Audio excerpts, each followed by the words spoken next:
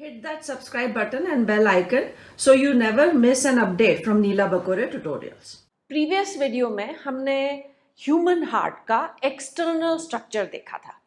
Triangular है, non working hand की tight fist का हमारा साइज होता है हार्ट का। अब अगर ह्यूमन हार्ट का हम एक वर्टिकल सेक्शन लेते हैं, सो हमें क्या क्या दिखेगा? अनलेस एंड अनटिल हम वर्टिकल सेक्शन लेंगे तब तक हमें इंटरनल चीज़ें नहीं दिखेंगी। जो हमारा हार्ट का एग्जैक्ट साइज शेप होता है वैसा हमारा डायग्राम नहीं बनता। हम डायग्राम बनाते हैं ताकि हमें अंदर की सारी चीज़ें समझ में आए। सो थोड़ा सा शेप अलग रहेगा जो डायग्राम का है एक्चुअल हार्ट से। दो अपर कंपार्टमेंट्स हैं और दो लोअर कंपार्टमेंट्स हैं। 4 चेम्बर्ड हार्ट है। ये जो पॉइंटेड पार्ट है इसे हम कहेंगे एपेक्स, और ये स्लाइटली लेफ्ट साइड पर टिल्टेड है। हमारा हार्ट वैसे ही थोड़ा सा लेफ्ट में है, लेफ्ट लंग के अंदर जो कार्डियक नॉच होता है उसमें, और एपेक्स और भी स्लाइटली टिल्टेड होता है थोड़ा सा लेफ्ट की तरफ। तो ये अगर सेंट्रल हमारा एक्सिस लेते हैं तो ये हल्का सा लेफ्ट की तरफ रहेगा। वॉल पहले बना लेते हैं।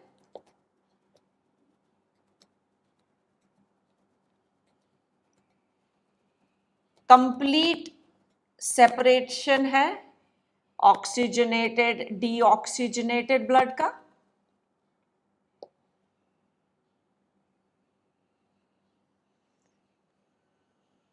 ये सारी चीजें अभी हम लेबल करेंगे। ये हमारे कंपार्टमेंट्स हैं। ये वाला जो कंपार्टमेंट है ये है लेफ्ट ऑरिकल, और नीचे वाला जो कंपार्टमेंट है वो है लेफ्ट वेंट्रिकल। इस साइड पर ये राइट ऑरिकल, और ये जो कंपार्टमेंट है ये right ventricle. Complete heart double membrane से कवर्ड है जिसे हमने पेरिकार्डियम कहा था। सो वो पेरिकार्डियम हम बना लेते हैं।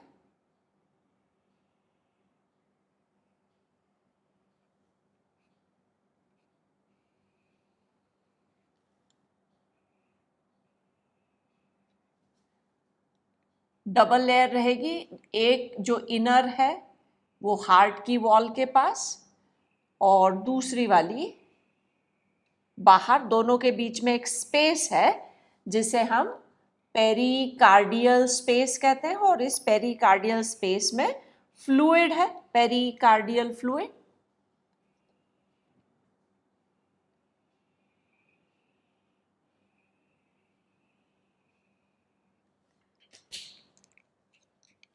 जो इनर मेम्ब्रेन है उसे हम कहेंगे विसेरल मेम्ब्रेन। बाहर वाली जो है दैट इज पेराइटल, और दोनों को मिलाकर बनता है पेरिकार्डियम। और ये जो दोनों मेम्ब्रेन के बीच में स्पेस है वहां पर फ्लूइड है, ये पेरिकार्डियल फ्लूइड। ये हमने एक्सटर्नल जो डायग्राम बनाया था उसमें भी लेबल किया था। सो यहां पर जो फ्लूइड है वो है पेरिकार्डियल फ्लूइड। अबाउट 15 मिलीलीटर्स इसका वॉल्यूम होता है, और दो फंक्शंस है। इट एक्ट्स एज लुब्रिकेंट और ये शॉक एब्जॉर्बर का भी काम करेगा। अब सेप्टम की बात करते हैं यहां पर, और यहां एक छोटा सा डिप्रेशन बनाएंगे। ये जो सेप्टम है, ये पार्टीशन जो दो ऑरिकल्स को डिवाइड कर रहा है, इसे हम कहेंगे इंटर ऑरिक्यूलर सेप्टम। और इंटर ऑरिक्यूलर सेप्टम में जहां हमने एक डिप्रेशन बनाया है, यहां पर एम्ब्रियोनिक स्टेज में एक होल होता है। इसी होल को हम बोलते हैं फोरामन ओवेल। वो बर्थ के बाद या बर्थ के टाइम वो क्लोज हो जाता है, और जब क्लोज होता है तो वहां एक स्कार दिखता है, मार्क दिखता है। तो ये जो मार्क है इसे हम कहेंगे फॉसा ओवैलिस। फोरामन वर्ड यूज करते हैं ओपनिंग को। आपने सुना होगा कि कई बार कुछ बोलते हैं कि हार्ट में होल है। हार्ट में होल कहाँ होता है? बेसिकली यही है, ये इंटर ऑरिक्यूलर सेप्टम में ये होल बर्थ के टाइम बंद हो जाता है, बट कुछ बेबीज होते हैं जिनमें ये होल नहीं बंद होता। तो क्या होगा, यहाँ पर मिक्सिंग ऑफ ब्लड होगा। ये दो रिसीविंग कंपार्टमेंट्स है। लेफ्ट ऑरिकल में आएगा ऑक्सीजनेटेड ब्लड लंग से, यहाँ आएगा डीऑक्सीजनेटेड ब्लड, और अगर यहाँ पर ओपनिंग होगा तो ये ब्लड का मिक्सिंग हो जाएगा, और मिक्स ब्लड आएगा लेफ्ट वेंट्रिकल में भी और राइट वेंट्रिकल में भी, और लेफ्ट वेंट्रिकल से ब्लड पंप होता है पूरी बॉडी को।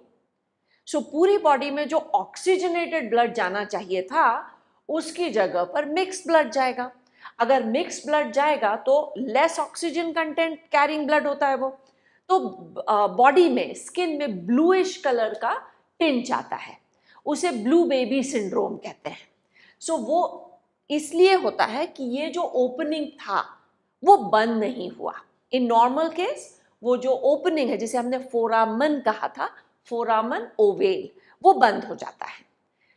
फॉसा ओवैलिस क्या है? Fossa ovalis is the mark of foramen ovale. इसका मार्क है, यह स्कार है। और अब ये जो पार्टीशन है जो दो वेंट्रिकल्स के बीच में है, इसे हम कहेंगे इंटर वेंट्रिक्युलर सेप्टम। ऑरिकल्स और वेंट्रिकल्स के बीच में ये फ्लैप्स हमें दिख रहे हैं। ये जो फ्लैप्स हैं ये एक्चुअली वॉल्व्स हैं, और वॉल्व का फंक्शन होता है टू मेंटेन यूनिडायरेक्शनल फ्लो, एक साइड में फ्लो को मेंटेन करना, या हम दूसरे वर्ड्स में कह सकते हैं कि रिवर्स फ्लो को रोकना होता है। एक वॉल्व ऑरिकल और वेंट्रिकल के बीच में यहां पर है और एक यहां पर है। हम इसे नाम देंगे साइड के हिसाब से। ये लेफ्ट साइड में है तो इसे हम कहेंगे लेफ्ट ऑरिक्यूलो वेंट्रिक्युलर वॉल्व। साइड के हिसाब से लेफ्ट साइड में है, ऑरिकल और वेंट्रिकल के बीच में है, इसलिए लेफ्ट ऑरिक्यूलो वेंट्रिकुलर और वॉल्व है। ये जो वॉल्व है इसे हम नाम देंगे राइट ऑरिक्यूलो वेंट्रिकुलर वॉल्व। अब इन दो वॉल्व्स को अगर हम टॉप व्यू में देखते हैं, बेसिकली वॉल्व क्या होगा, ऐसे फ्लैप्स हैं। अगर ऊपर से ऑरिकल्स कॉन्ट्रैक्ट होंगे तो ये फ्लैप्स ऐसे ओपन हो जाएंगे, ओपन होने से ब्लड वेंट्रिकल में चला जाएगा। जब वेंट्रिकल कॉन्ट्रैक्ट होगा तो ये फ्लैप बंद होना चाहिए। अगर इस वॉल्व का हम टॉप व्यू देखते हैं तो हमें वहां पर सर्कुलर वॉल्व है, और यहां पर ऐसे 3 सेमी सर्कुलर कस्प दिखते हैं। जो सेमी सर्कुलर मेम्ब्रेनस फोल्ड होता है उसे हम कहते हैं कस्प। कस्प क्या है? कस्प है semi circular flap of membrane, इसे हम कस्प कहेंगे। और हमें 3 कस्प दिख रहे हैं। इसका मतलब जो राइट एवी वॉल्व है उसे हम ट्राई कस्पिड वॉल्व भी बोल सकते हैं, बिकॉज इसमें 3 कस्प हैं। अगर हम लेफ्ट वाले वॉल्व को टॉप व्यू में देखेंगे, टॉप व्यू में अगर हम इसे देखते हैं तो इसमें हमें 2 फ्लैप्स दिखते हैं, 2 सेमी सर्कुलर फ्लैप्स दिखते हैं, मतलब 2 कस्प हुए। इसे हम कहेंगे बाय कस्पिड वॉल्व। और बाय कस्पिड वॉल्व का एक और नाम है, इसका नाम है मिट्रल वॉल्व।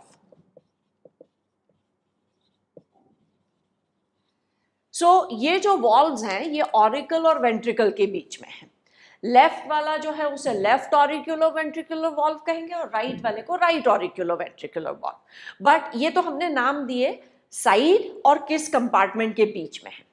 अब टॉप व्यू से अगर हमने देखा तो इसमें 3 कस्प दिखे, इसे हमने ट्राइकस्पिड कहा। इसमें दो कस्प दिखे तो बाइकस्पिड कहा, और बाइकस्पिड का एक और नाम है वो मिट्रल वॉल्व। ये तो स्ट्रक्चर्स हैं। अब हमने अभी कहा कि वॉल्व का फंक्शन है यूनिडायरेक्शनल फ्लो को मेंटेन रखना।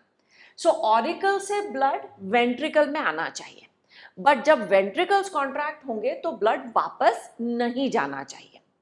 सो ये मेम्ब्रेन के फोल्ड है, ये ऐसे खुल जाएंगे, बट नीचे का कंपार्टमेंट ये जब कॉन्ट्रैक्ट करेगा तो ये फ्लैप बंद हो जाएंगे, और बहुत डेलिकेट मेम्ब्रेनस फोल्ड्स होते हैं ये, तो चांसेस है कि ये फोल्ड ऐसे उल्टे भी हो सकते हैं। सो उसे कैसे प्रिवेंट करेंगे? सो ये जो फ्लैप है उसके नीचे से ऐसे मस्क्यूलर स्ट्रैंड्स आते हैं, और वो वेंट्रिकल की वॉल्व या इंटरवेंट्रिकुलर सेप्टम पर अटैच हो जाएंगे, यहां पर भी रहेंगे।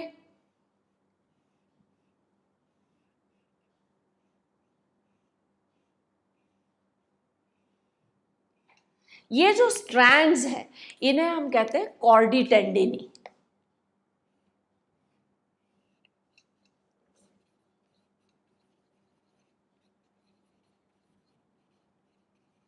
कॉर्डी टेंडिनी, और इनका फंक्शन क्या रहेगा? ये जो फ्लैप्स हैं उनका रिवर्स फ्लो नहीं होने देंगे। सो अगर ये फ्लैप है तो नॉर्मल केस में ये ऐसे ओपन हो जाएगा और ब्लड ऑरिकल से वेंट्रिकल में चला जाएगा।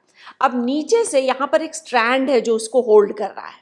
सो अगर वेंट्रिकल कॉन्ट्रैक्ट करेंगे तो ये फ्लैप ऊपर की तरफ जाएगा, तो ये स्ट्रैंड इसको रोक लेगा, और अगर ये रोक लेगा तो ये फ्लैप उल्टी डायरेक्शन में मूव नहीं हो सकता। ये कॉर्डी टेंडिनी कहाँ पर अटैच्ड है? ये कॉर्डी टेंडिनी जो वेंट्रिकल की वॉल्व है, उस वॉल है उसके ऊपर ऐसे बल्ज है, यहां पर भी बल्ज है, यहां बल्ज है, ये बल्ज है। सो ये जो बल्जी पार्ट है इन्हें हम कहते हैं पैपिली।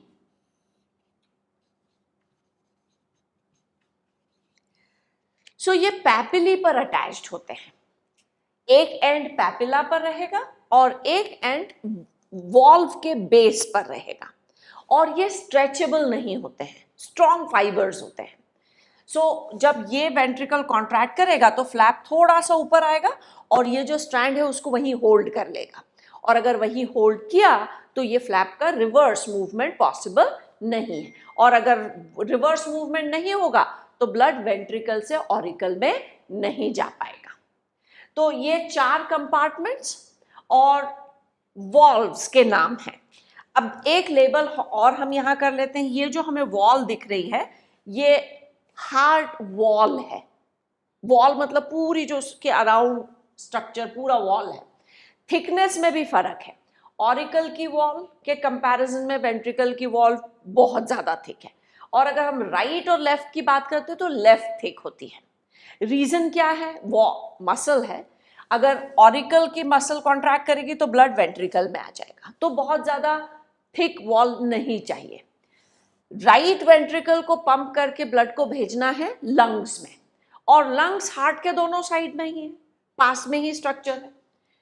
लेफ्ट वेंट्रिकल जब कॉन्ट्रैक्ट होगा तो ब्लड जाएगा पूरी बॉडी में, हेड से लेकर टो तक, तो यहां से फोर्स ज्यादा जनरेट होना चाहिए, इसलिए लेफ्ट वेंट्रिकल की वॉल होती है सबसे थिक। चारों इसमें सबसे थिक ये रहेगी, और ये बनी होती है कार्डियक मसल से। Wall of heart,